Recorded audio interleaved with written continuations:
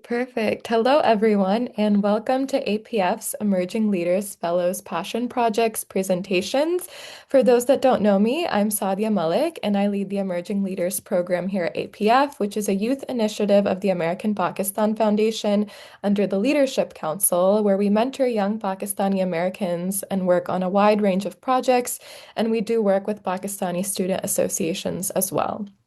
This is our first iteration of this fellowship program where we onboarded four fellows who are all undergraduate students, and they took part in a mentorship program as well, led by a few of APF's board members, along with building out a passion project for the past 8 months, contributing to a part of Pakistani culture and heritage that matters to them. Before I introduce you to these amazing fellows, I will hand it over to Ahmad Mahmood, who is the Emerging Leaders Board Chair.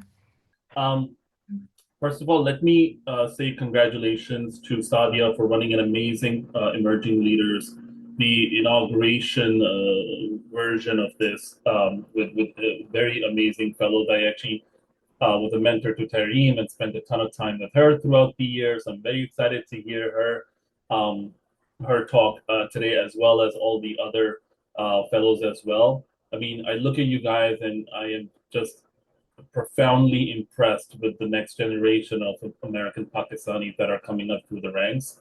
You all are tremendously ahead of where I was at similar age, and I could not be more proud of where you all are going to go and what you're going to accomplish in the years and decades to come. So we're not here to listen from me, so I'll stop here and I'll turn it over to whoever is our first speaker today. Yeah, so I will begin by kind of introducing all of the fellows one by one. But firstly, Ahmad, thank you for your kind words and your continuous support. It means a lot that you're taking the time to invest in our youth, so it means a great deal to us. But I would now like to introduce our fellows. As I mentioned earlier, we onboarded four fellows for our first iteration of this program, and I'd like to introduce them to you briefly and then one by one as they begin their presentation. So our first cohort of fellows were Tehreem Fatima, who created a digital platform to showcase Pakistani literature, Hamza Zia, who spearheaded a research project on Pakistan's transgender community gaps and giving trends, Maimoona Irfan, who also created a digital platform to debunk Pakistani stereotypes, and Hashir Khan, who created a newsletter on Pakistan's national identity. So, firstly, I will be introducing Tehreem Fatima.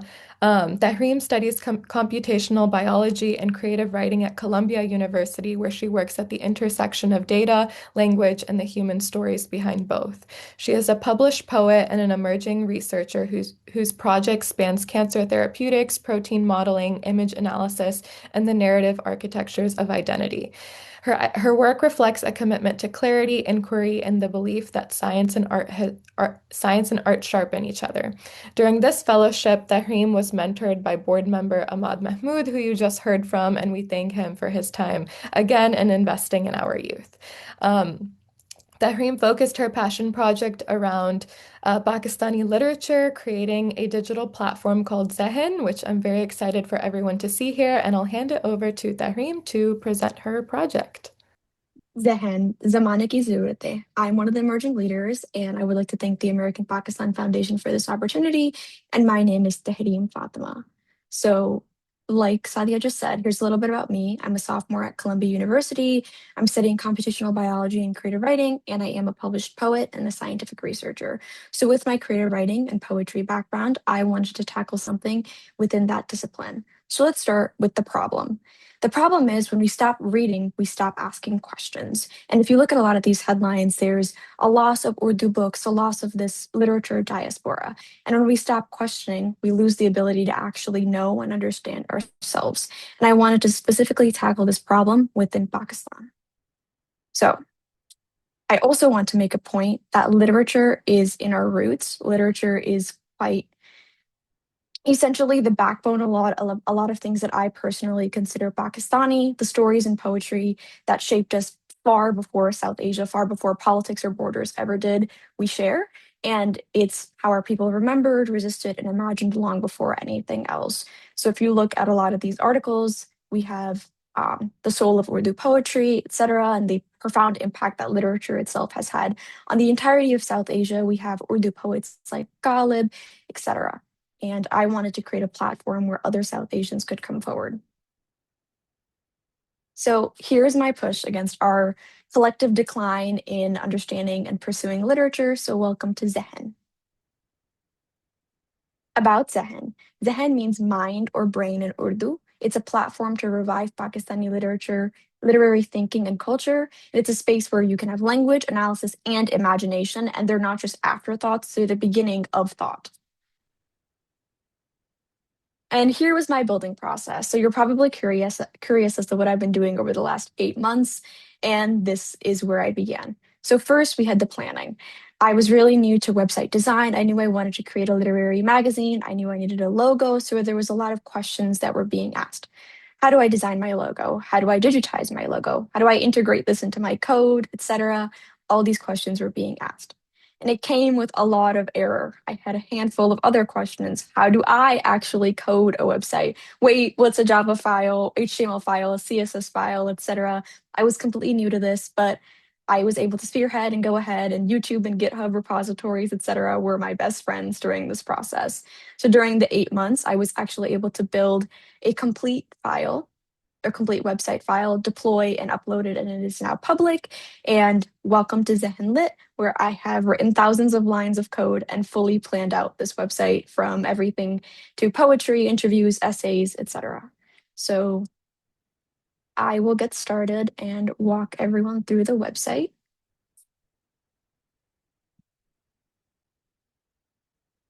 Are you able to see the website?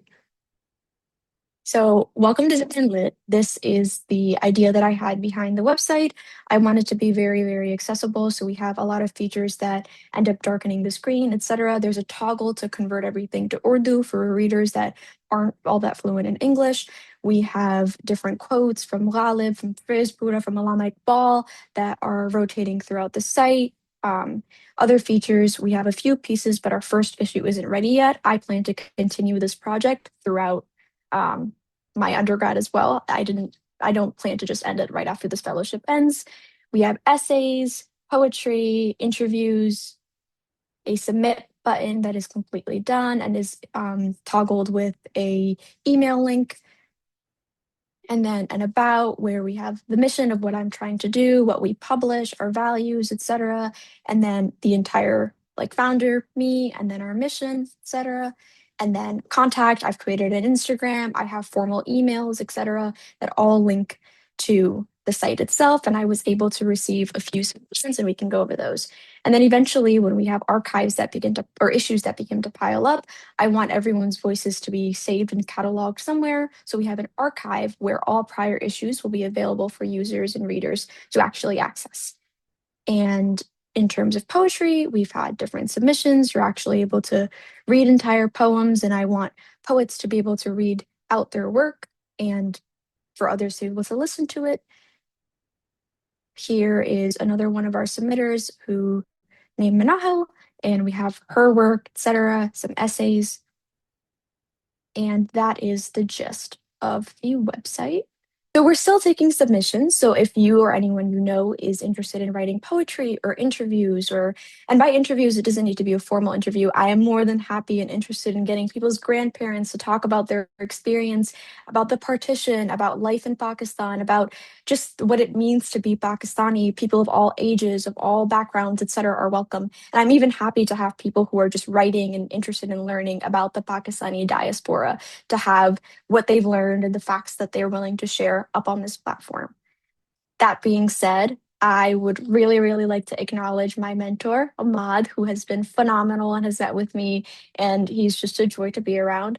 I would also like to thank Sadia for her endless support and everything that she's done, and Maha for helping run this program. And then finally to the American Pakistan Foundation for being so amazing over the last couple months.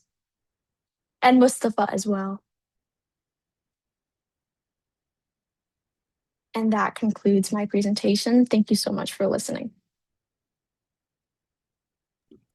All right, amazing, amazing job, Tehreem. Thank you so much for sharing. Um, I should have said this earlier, but I just wanted to let everyone know that's listening in that we will hold our questions until the very end of the webinar if time permits, just so our fellows have enough time to present. But amazing job, Tehreem. It was great seeing your entire project come together. I was lucky enough to see kind of the beginning stages and see, it into a completed project. So that's, my favorite thing about doing the work that I've done.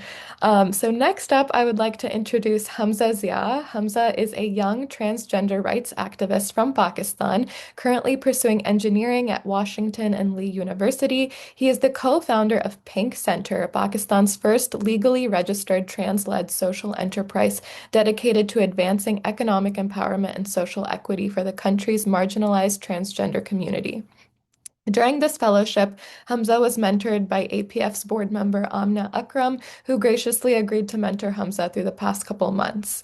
As part of his project, Hamza led an exploratory research study investigating Pakistani diaspora's philanthropy giving patterns, uncovering barriers that limit charitable flows. He aspires to develop evidence-based messaging strategies that make trans-led initiatives more visible, relatable, and accessible to donors.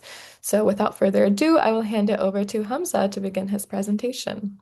Hi everyone, I'm Hamza once again, and basically for my project, I'm looking at giving trends within the Pakistani American diaspora and why philanthropy giving rarely ever reaches trans communities in Pakistan. The goal essentially was to understand the actual mechanisms that produce this exclusion, and I'm going to talk more about in this next slide. But basically, to give everyone some context, trans communities in Pakistan experience some of the deepest forms of economic marginalization. More than 91.7% of the trans community experiences institutional discrimination on a daily basis. And because of that discrimination, a majority of these trans communities are pushed into risky professions such as begging, dancing, and sex work, all because of the social, cultural, and religious factors that surround the community. So, despite such extreme marginalization, these individuals remain almost invisible within diaspora philanthropy. This essentially creates a mismatch between where the need is and where resources are flowing. And so, this study essentially aims to address that mismatch and identify factors that will encourage the Pakistani American donors to include trans communities in their philanthropy. In terms of methodology, I used a mixed method community-based survey of 13 Pakistani Americans from different ages and different socioeconomic backgrounds. This survey essentially intended to measure giving priorities, familiarity with the trans community, and barriers to supporting their cause. Although I do realize and acknowledge that the sample size is pretty small, I also want to emphasize that the percentages presented aren't meant to be population level claims, but rather an indication of the patterns and trends we oftentimes see and observe that can in turn help us understand the drivers behind donor decisions and why this exclusion of trans community exists. So, looking at what the diaspora funds from the survey responses, we can see that religious giving, community development projects, and education dominate diaspora giving. These domains have become deeply institutionalized over time, so donors naturally gravitate towards them. This response essentially was for me to have this baseline idea of what the current philanthropy landscape in the US is looking like, and allowed me to draw more accurate analysis of the results that I'm going to talk about in the next few slides. So the first key finding, as you can see in the pie chart on the slide, is that more than half of the respondents reported low familiarity with trans people in Pakistan. The number, to be exact, is 53.8%. This indicates a fundamental information environment gap rather than a values-based barrier, because in philanthropy research, familiarity is tightly linked to issue salience. So when people lack exposure to a community, the issue simply does not enter the cognitive priority set. So when this primary exposure is missing, donors default to secondhand narratives of the trans community, which are often shaped by media and cultural assumptions or outdated stereotypes rather than their lived experiences and lived realities. So essentially, what this finding tells us is that the issue isn't just people don't know, it's that the informational ecosystem surrounding the diaspora just does not provide the inputs needed to classify trans issues as urgent, legitimate, or actionable. Likewise, as you can see on this slide, 76.9% of respondents indicated they have never been asked to donate to trans causes. And I think being asked is one of the strongest predictors of giving. So this lack of outreach matters a lot because it signals a structural disconnect between trans organizations and the diaspora. And this is crucial because giving doesn't happen not because people are unwilling, but that the opportunity to donate rarely ever reaches them. Another important result from the survey was that around religious ambiguity. So 92.3% indicated they'd be more inclined to help trans people because the religion encourages helping those who are most vulnerable. However, it was also obvious that most expressed uncertainty around this concept. I personally believe that this points to religious ambiguity in that issues such as those around the trans communities are either condemned or never openly discussed about enough for people to develop the clarity they need to go beyond the blurriness of the stigma, the hatred, and the marginalization that surrounds this community and actually consider them as active, equal participants of the society. So equally valid here, which was our third finding, is respondents' concern around transparency of how funds are used in the causes concerning trans community and whether those funding pipelines are trustworthy enough for them to donate to. So although yes, this explains why the diaspora is reluctant to give to the trans community, it also brings forward this lack of clear, transparent, and trustworthy funding mechanisms for the trans community. For instance, smaller trans-led groups often lack the kind of institutional visibility donors look for when they consider donating. So even well-intentioned organizations are perceived as risky just because they're not well established enough. So hesitation, as you can see in this figure, is another concern which revolves around accountability, misuse of funds, and lack of reporting. It is, however, important to note here that these concerns aren't specific to trans causes, but they do affect them disproportionately nonetheless. So that happens because most trans-based or trans-focused organizations, like I mentioned earlier, are less established as their cisgender counterparts, so they suffer more. Moving forward, when you look at all these findings together, there are three themes that you're gonna see that emerge evidently. One, people don't know enough. Two, they aren't being engaged enough. And three, they don't feel fully assured. These gaps create a situation where donors stay neutral simply because they're unsure how to proceed. None of these barriers, however, are fixed or inherent. They're all produced by the information and systems donors have access to. So that informs the recommendations that I present as a conclusion to this exploratory study. Is that recommendation wise, I believe that storytelling and visibility can significantly reduce the distance people feel and make the issue more real to them, even though it does not directly concern them. There's also a need for clear religious framing, which will play, I believe, a vital role in turning uncertainty into comfort and legitimacy. And lastly, establishing transparent giving pathways so that the perceived risk of giving to trans causes is lowered and first time giving is made easier. So, conclusively, I want to close this project by saying that the research and the project ultimately shows that the gaps we see in diaspora aren't about a lack of care, but more so about a lack of connection, clarity, and confidence. The encouraging part, however, is that every one of those gaps is fixable. My hope from this project and this presentation is that this research becomes a small stepping stone towards a future where trans communities in Pakistan aren't invisible in our philanthropy, but rather fully included in our understanding of who deserves safety, opportunity, and investment. With that, I want to thank everyone, especially the APF community. I do not have a formal acknowledgements page, and I apologize, but thank you everyone for the support. Yes. Perfect. Thank you so much, Hamza. Um, It's great to see that you've kind of shed light on a topic that not many Pakistanis know about or are informed about. So I'm glad that you were able to kind of shed light on this and kind of bring all your findings to a conclusion, kind of like inform the broader community about this. So thank you so much. An amazing job. So I am very excited to now introduce Hashir. He is a young and passionate Emerging Leaders Fellow who is currently a sophomore at St. Cloud State University, double majoring in finance and international relations and aspiring to be a lawyer. During this fellowship, he was mentored by our board member Sarah Ashfaq, who graciously took out the time to mentor him for the past couple months as well.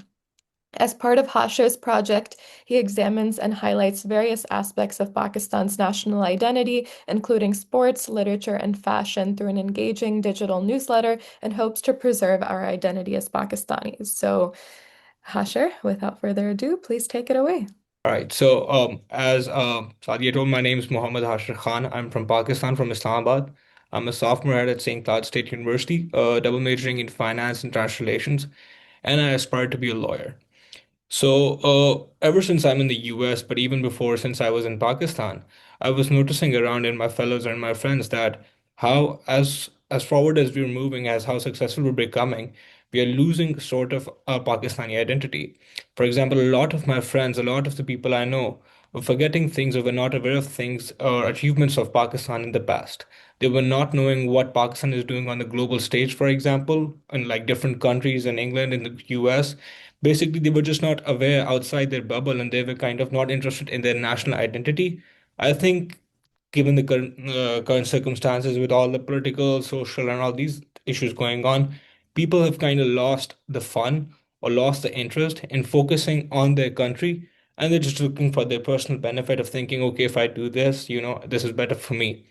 I think this is personally for me what I've examined is this has damaged our country's image and damaged our country's future as well. Because if the youth, for example, which is the major population of the country, is not interested in the country's identity itself, then that's a big concern for me.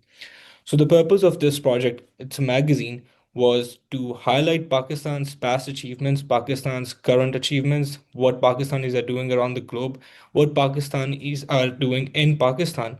And for example, our national holidays, our artwork, our fashion, our film, our sports, and stuff like that. So here we start with this is the front page, and basically this magazine is planning to be a monthly issue. As you can see at the right top corner, this says January 26th. This is kind of a preview of this magazine, which I plan to release in January. And we want to slowly expand this with more contents, with more genres, but here it is right now.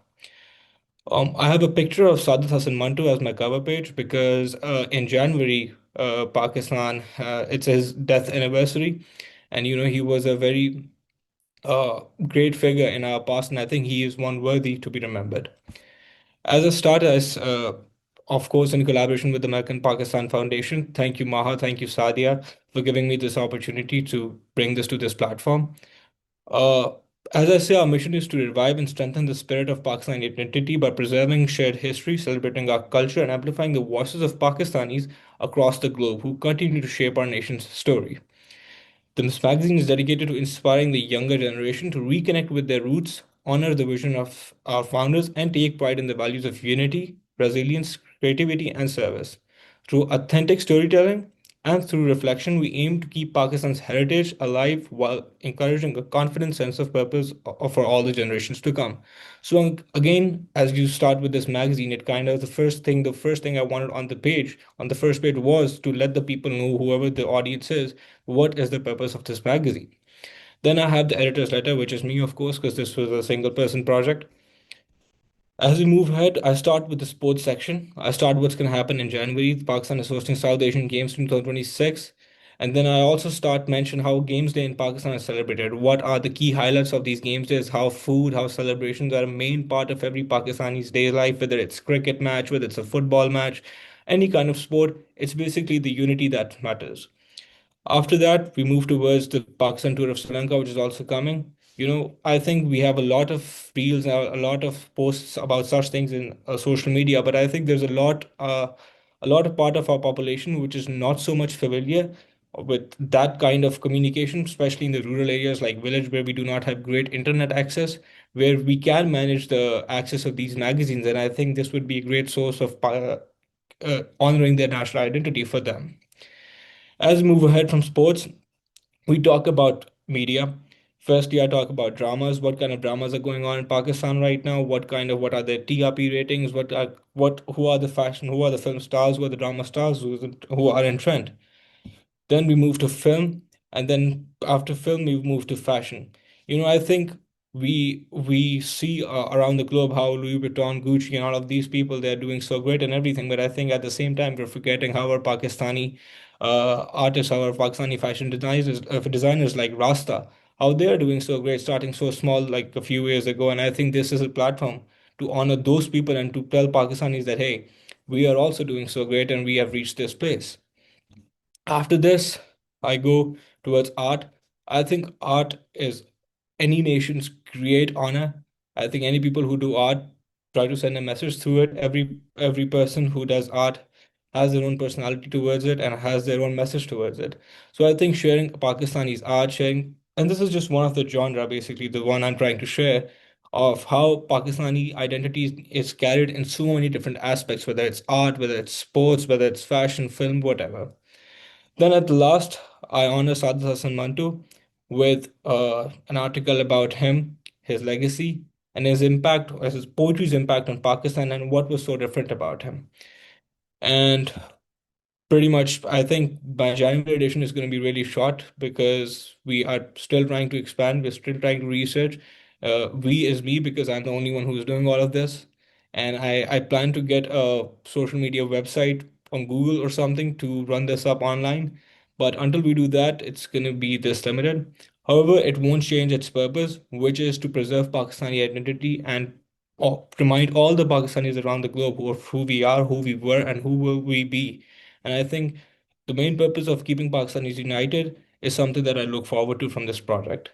That's pretty much all from my presentation. Thank you. Amazing job. Thank you so much, Hashir. It's really great to see you kind of preserve Pakistan's national identity in such a unique way, especially since, like, I totally understand how, many Pakistani youth are disengaged with their culture. Not that it's their fault or anything, but it is hard to kind of like keep up with everything. And I think your platform is a great way to do that. So amazing, amazing job. I know you've been working on this for months as well. So. This is a really great kind of first iteration to see of this. So yeah, I would now like to welcome back Maimoona Irfan. She is, once again, as a reminder, an international student from Rawalpindi, and her project is also a digital archive kind of focusing on debunking Pakistani cultural stereotypes. So yes, if you're ready, Maimoona, I would like to hand it over to you. Thank you so much for that introduction, Sadia. Hi guys, I'm Maimoona Irfan, and my project was on a literary hub that like I intend to use as an archive. I'm gonna try to share my slides. So my project is called Reclaiming the Narrative. My archive is titled Azadi Archives, and it is intended to be a digital archive reclaiming the Pakistani identity. And before I get into explaining about that, I also want to get into a little bit about me and how I came up with this project. So I am a student from I'm a student in Bryn Mawr. I grew up in Rawalpindi, Pakistan, and uh, under like as the daughter of a professor, of an A levels professor. And I follow a very typical international Pakistani student route of being a STEM student, uh, who's very academically um, academically focused more so than anything. But I've also always been somebody who loves to um question things and learn beyond the prescribed curriculum. And I believe that's one of the most valuable things you can do as a person. And you can do as a person is like understanding the present by critically engaging with the past. And growing up in Pakistan, I've learned like history the way it was structured for us, the very narratives that were like glossed over and erased and very distant and very simplified from the closet. And I think that's made a lot of us very politically inept, and like as like even the Pakistani community and the diaspora community in America that I've interacted with.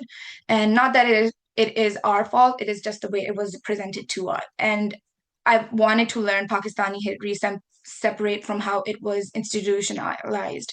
And I've sought out a lot of like sources that we weren't taught, and like the partition and the role it played in Pakistan, the suppressed resistant movements, the marginalized voices, and the messy contradictions of our politics. And what helped mainly was like my transition to America, because I think it forced me to see it from very multiple angles. I've obviously came to see how Pakistanis are perceived by the rest of the world, which is another reason why I wanted to do this project. Like our stereotypes and the narratives that we are told with, and but also I was able to look critically at ourselves as a Pakistani community and the Pakistani diaspora community and our internal hierarchies and erasures. And I think being removed from Pakistan gave me the space to ask these questions. And that's why I come to this project. It comes from like the dual perspective that I have of growing up in Pakistani and the distance of living in this diaspora.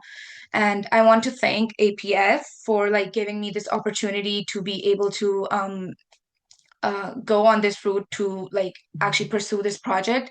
And I want to thank first of all Sadia for being such a support this entire process, and my mentor, and also Mustafa for all the help. So why, in terms of why I think this archive is really important, is there are multiple reasons, but the first one was that we're taught a very fragmented like version of our past.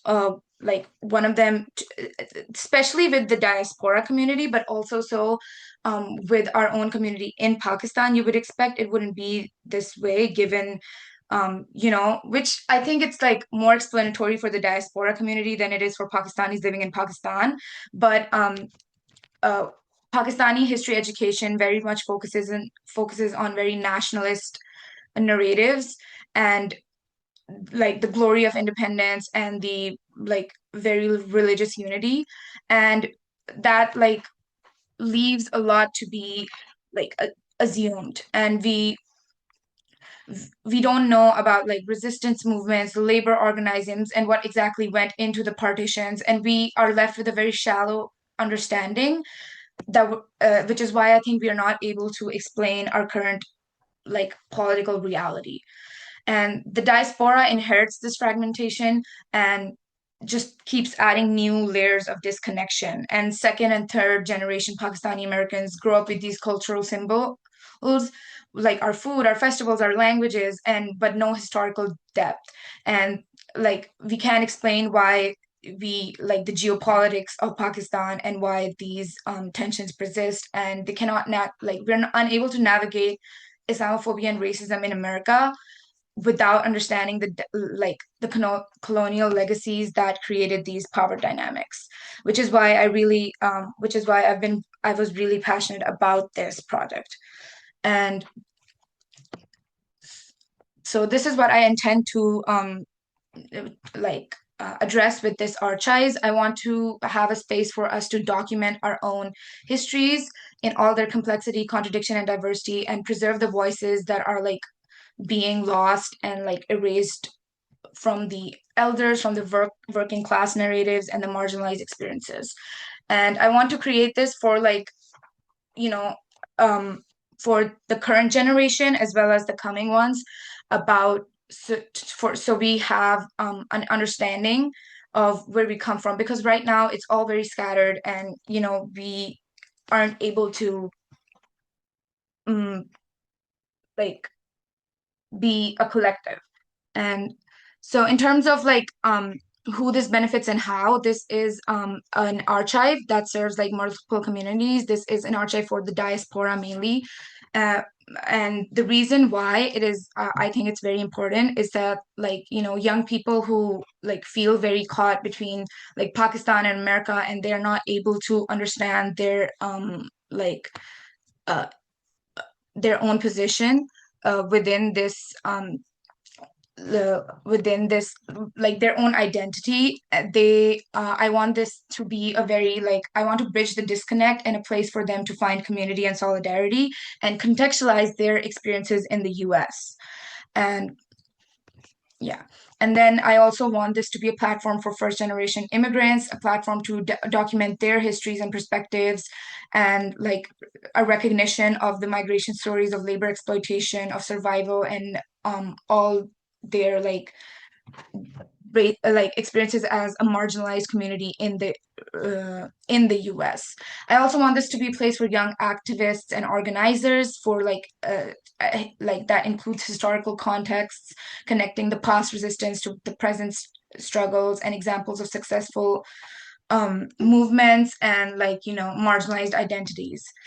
And like I want this to be a very academic focused angle as well for students and researchers, so we that can have access to primary sources and personal like narratives instead of relying on the like frames of reference that we are given. So in terms of the website, before I go into the demo, I want to talk about like the process. So I am a mathematics and economics student, and I've also like I do like go on the side as a CS student as well. So I like when I was building this, it took me like I had to do a lot of research and conceptual framework before. Obviously, this is a very like um nuanced project. So I studied existing digital archives, I identified very critical gaps, and I developed a framework that like which I want this website to become as. So my categories included like art and resistance, marginalized voices, uh, like our Pakistani portrayal in Western media, and how that contributes to wait contributes to our perception today. The platform development, I built a fully functional website. It's with a very intuitive navigation, and I aim to make it very, very accessible, which is still in the works, but I aim to add like multiple language formats in it. I have like a submission system to welcome for because I intend this to be a community project. And so on. Right now, as for the uh, website, I am under like I'm currently under like community review and validation. Basically, I'm consulting with like um I've been consulting with Pakistani scholars and historians and like resources before like I went to launch it publicly because I want this to be a very culturally accurate and sensitive project, and I don't want to replicate the same erasures I'm trying to correct. And yeah, and then another thing I've been doing and I'm currently going through it, is obtaining proper rights and permissions for like historical materials, photographs, and citations. And like because I with like promoting an archive, it like need to operate it like very it has a lot of rules and regulations. And given that the nature of this website, it requires a lot of permissions and like legal work to be done.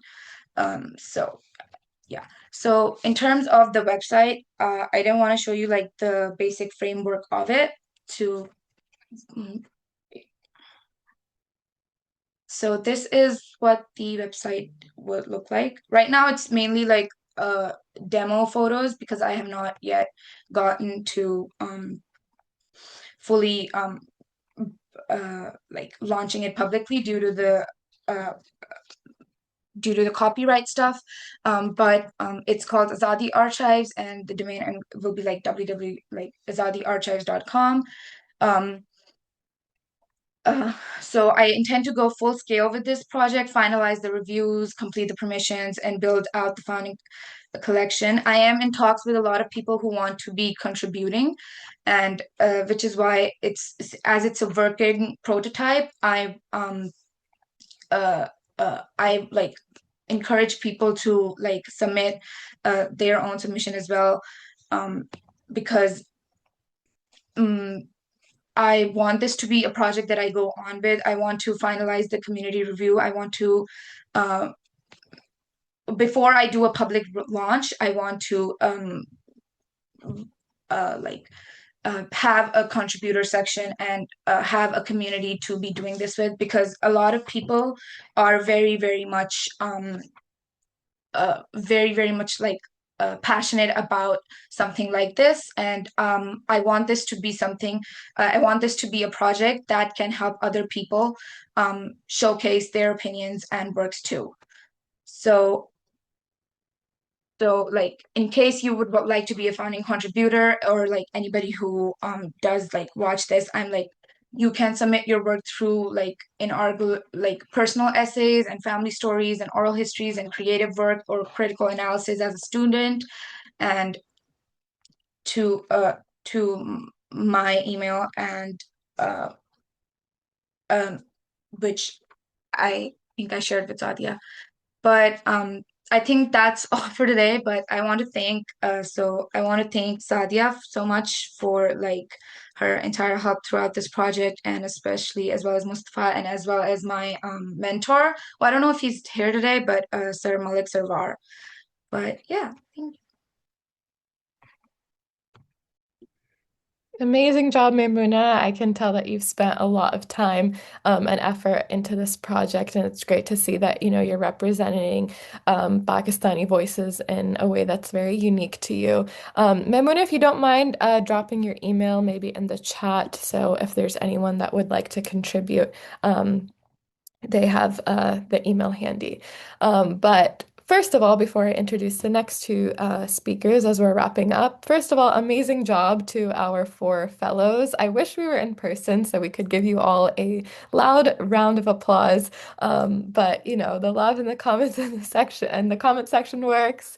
And yeah, just kind of seeing the feedback that everyone's given you guys. I just wanted to commend all the work that you guys have put in over the past 8 months. It's really heartwarming to see that, we have so many young Pakistanis that are passionate about representing our culture in a way that means something special to each of you. So amazing, amazing job. I feel like anything that I say, my words are going to fall short, but just know that, on behalf of APF, we're all very, very proud of you.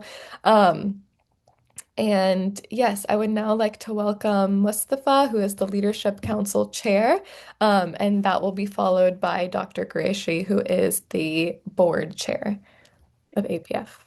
Thank you, Sadia. Yeah, amazing job by Sadia, Tehreem, Hamza, Hashir, Maimoona. Just a wonderful job all around.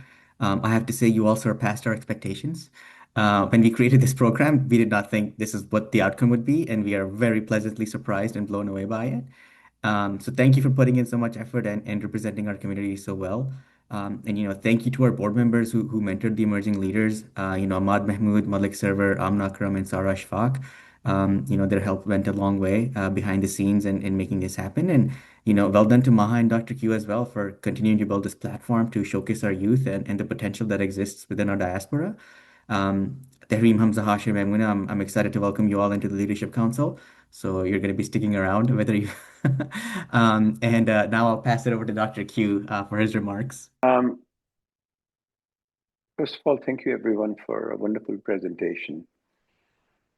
I must admit that when all of this started and we were working on it, when this idea of fellowship came, my biggest concern was finding mentors who would dedicate that much time over a period to mentor. And I'm truly grateful to all of our mentors, as we have named them before. It's a dream come true that our board members are taking time. And if it wasn't board members, you would have gone and found someone else. Obviously, all of our fellows put in a tremendous amount of time. But it seems that our board members were there as needed and over a period of time. So thank you so much, Ahmad, Amna, Server, and Sarah. To the fellows, all I can say is I'm awestruck. This is absolutely amazing work that you've done. It harnesses a view of Pakistan which may be missing today with an appeal to the younger generation. I can see Tehreem's website and the monthly magazine that could probably become one of the most viewed magazines for the diaspora all over the world if you continue with that work. Maybe that might become your day job. It's very well done. For you, Tehreem, I just wasn't sure from your website, are you promoting Urdu poetry in Urdu or English? Because lying right on my desk is this book.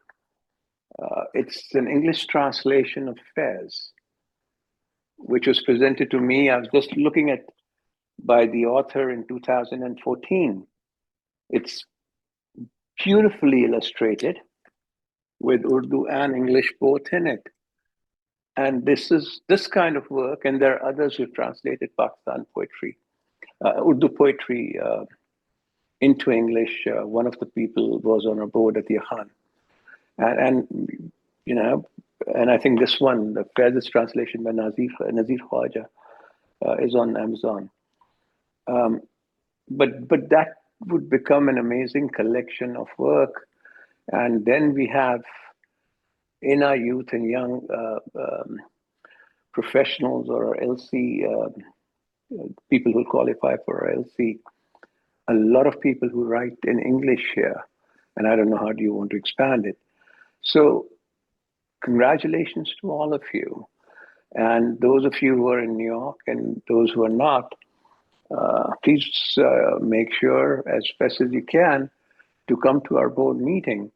I think over the day and a half, we may be able to highlight you and give you 5 minutes to present what you've done at a leadership summit or a board meeting, or both, spread you around.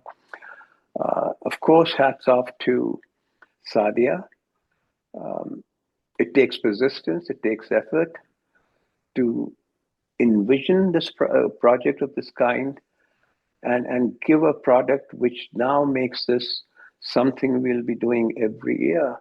And this is a remarkable start to our rising stars. And Maha for all of her dedication and commitment, and we hope to see you working and being a part of APF for a long time. The only request I have, which may not have been cleared before, is that although you've been very kind in appreciation of your mentors in APF, but on the website and on your deck, I believe that would be fair, and then another fellows, we make sure that, and that may not have been related, that American Pakistan Foundation is credited and recognized. And it would be nice if you have a little line there acknowledging your mentors. So if you can do that on all of your work, because very soon we are revamping our website, and your work regarding the transgenders, it would be, the deck would be there. And a link to your website, Tehreem, and the magazine would be there, and all of your work would be there, everyone's. So with that request, all I can say is, I always had this firm belief that the current generation of Pakistan, younger Pakistani Americans here, they're amazing. Their potential is absolutely bountiful. And you all have proven that today. Thank you. Thank you so much, Mustafa and Dr. Q, for your kind words of encouragement. I know we're at time, so I don't want to take too much more time, but I just wanted to say thank you to all the board members and the mentors, Maha, Mustafa, Dr. Qureshi, Ahmad. I hope I'm not forgetting anyone. My apologies if I. I just want to add one more line, Sadia. Quite a few of our board members are in attendance today, which I think timing and everything and their interest in what was being presented. So I want to thank every board member who have attended this session. I looked at the list, quite a few are there.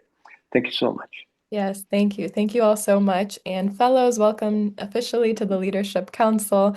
We are very excited to have you, and hopefully you'll grow with APF. But other than that, thank you guys for joining, and we hope to see everyone soon.